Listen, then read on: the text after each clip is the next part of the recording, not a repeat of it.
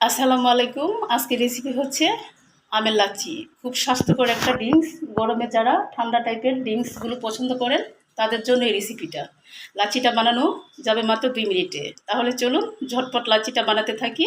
লাচ্ছি বানানোর জন্য পাকা আম নিতে হবে। আমি আজকে 3টা পাকা আম নিয়েছি। 3টা পাকা আম দিয়ে আপনি 3 গ্লাস লাচ্ছি বানাতে পারবেন। আমগুলো আমি ছোট ছোট টুকরা করে কেটে নিয়েছি। আপনি চাইলে আপনার পছন্দ মতো বিভিন্নভাবে কাটতে পারেন। একটু ছোট টুকরা করলে তাড়াতাড়ি বানানো যায়। আমগুলো যখন ব্লেন্ডারে নেওয়া হয়ে যাবে আমি বাকি উপকরণগুলো দিয়ে দিব।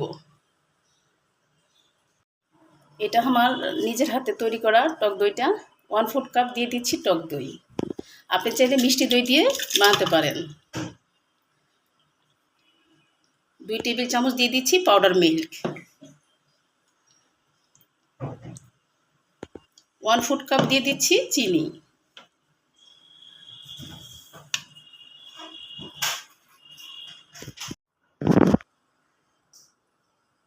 তারপর বরফ কুচি দিয়ে দিচ্ছি।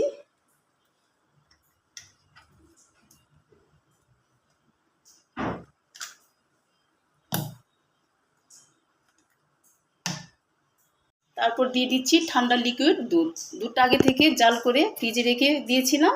এখন সবগুলো উপকরণ দেওয়া শেষ। এখন ব্লেন্ডারের ঢাকনাটা বন্ধ করে দিয়ে ব্লেন্ড করে নিতে হবে। মাঝে মাঝে বন্ধ করতে হবে আর কয়েক সেকেন্ডের মধ্যে ব্লেন্ড করতে হবে। এভাবে করে 1 মিনিটের মতো আমাদের লাচ্ছি তৈরি হয়ে যাবে। তো ব্লেন্ড করা হয়ে গেছে। এখন চলুন দেখে নিই আমাদের লাচ্ছির ঘনত্বটা কেমন আছে। আমি আজকে লাচ্ছিটা খুব বেশি ঘন করিনি, আবার অনেক পাতলাও করিনি। পাতলা লাচ্ছি খেতে চাইলে আর একটু পানি মিশিয়ে নিতে পারেন। আর যদি আরও ঘন লাচ্ছি খেতে চান তাহলে লিকুইড দুধটার পরিমাণ কমিয়ে দিতে পারেন।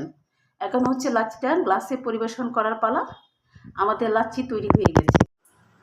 আশা করছি আজকের ম্যাঙ্গো লাচ্ছি রেসিপিটা সবার কাছে ভালো লেগেছে। ভালো লাগলে পেজে লাইক কমেন্ট শেয়ার করবেন আর আমার জন্য দোয়া করবেন আমি যেন অনেক দূর এগিয়ে যেতে পারি। আর আমার চ্যানেলটিকে সাবস্ক্রাইব করে রাখবেন। ভালো থাকবেন, সুস্থ থাকবেন। খোদা হাফেজ।